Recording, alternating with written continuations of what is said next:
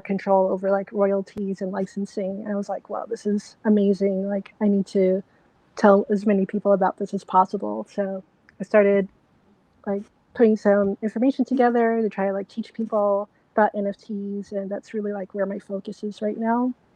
Now that I'm like not working full time, but I do still like try to learn new things just so I can share them with other people. That's I about love. it. Yes, that's my vision and life purpose is to learn and share knowledge. So, why don't we go back to you, Ripley, and like just in your words and experiences, what is an NFT and like, yeah, I guess why does it exist or why is it important to know about it? We could start like very high level definition. Yeah, high level definition. I like to describe it as it's a token or like a container that you can put information inside, and it could be any kind of information, whether it's a picture, a video, a song, or any kind of audio. And it's in that little box. It's the only one of its kind that it exists, and it lives on the internet. So everyone will always know, like that container is there, made at that time on the blockchain, and yeah. And made by certain people, right? Like, Right. Whoever minted the NFT at that time. yeah, I think that's something that originally brought me to NFTs is the idea of like, oh, you can see past ownership.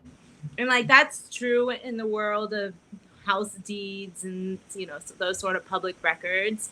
Um, but like now that it's made possible for the art world, what types of arts have you seen, that are created as NFTs? Just curious. Um, Pictures, mostly pictures. And of course, like people say, like, well, I could just right click it and download that picture. Now I have it. But the special thing about the NFT per se is that it's like a proof of like a digital entity that's out there, but it's also programmable. So you can program that NFT file to do things or to behave a certain way when people interact with it.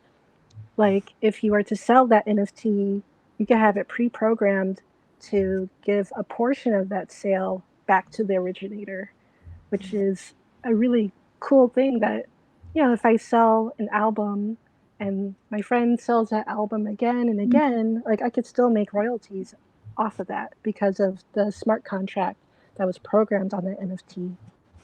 Mm, cool. Thank you. And what about you, Eric? Like, how do you interact with NFTs? On which one have you collected any? What do you feel about it? Yeah, it's such a wide world, right? The kind of realm of NFTs, and I think that was a really good kind of definition of the potential. It really is kind of this set of code that marks a unique asset, and for the first time, we're able to authenticate digital assets and be able to mark them as scarce and unique. And that may sound kind of a little bit confusing at first, but I think the important thing to know is that when you're buying an NFT, you know it comes from an original artist because it's been authenticated through this network of the blockchain. And just the potential of that unlocks so many possibilities. But one of the things that we've seen kind of in the adoption of NFTs is those pictures at first. So, I think what Ripley mentioned, where a lot of those picture files have kind of been the NFTs that people have adopted. It's what people kind of know NFTs as. They've seen these artworks go for sale for exorbitant amounts of money, and it's a great way to start building communities because people who share and collect from the same artist kind of identify together and all know that it's authentic from that artist. It's authenticated from that artist.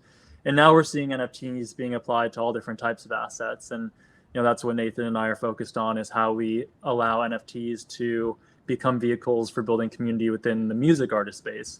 And so we're really excited about the growth of that space in particular and building tools to support those artists. So it's great that the kind of the picture NFTs and the visual NFTs have had their moment, and they're still growing, of course. But now we want to help support this new realm of audio NFTs and music NFTs, and allow those to kind of have the same level of value and significance behind them.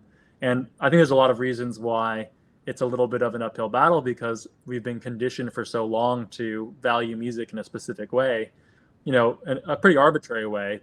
We've kind of assigned value to music based off of a number of things. One being, the price that Steve Jobs just kind of arbitrarily set for a song or an album, and then that's carried on through, digital downloads and streaming, and then obviously we have kind of our own set of issues with value and royalties when it comes to how much artists are getting from streaming. So one of the most exciting things about NFTs when it comes to music is that artists can really choose the value and set the value for their own work. And I think that just that simple thing in by itself allows artists to unlock a lot of potential value from their collectors.